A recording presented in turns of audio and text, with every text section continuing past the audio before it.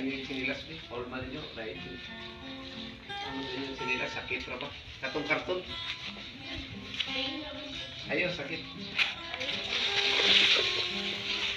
Tapan lang mo. Kaya mo patawa.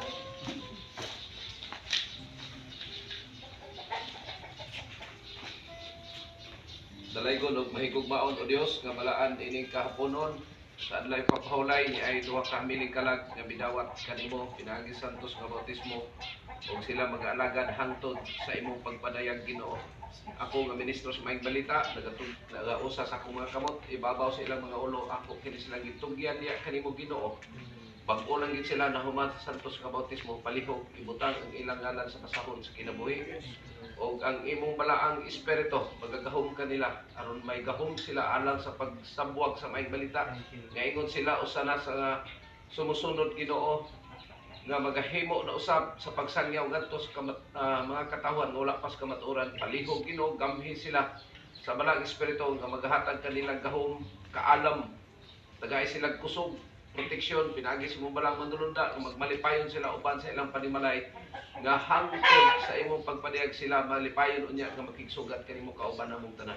Salamat nga ikaw nagatubag sa pagampo kining tanan akong gitugyan ug gisalig sa ngalan sa gahom ni Hesus. Amen. Kailan mo kinsa ng bautismo niya?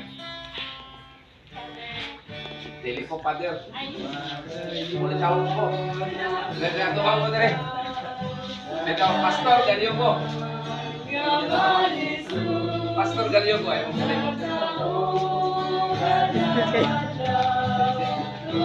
Sa paghampugayo, kinugay sa ko, iko na ang pagtuo, ano na ko makatapos sa taas ng panaugayo.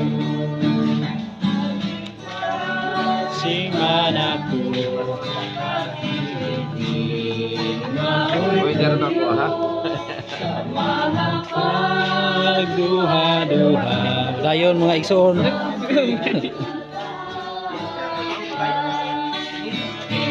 Da Jesus ako, igunang pagtuo, aron ako makadako sa taas nga panahon.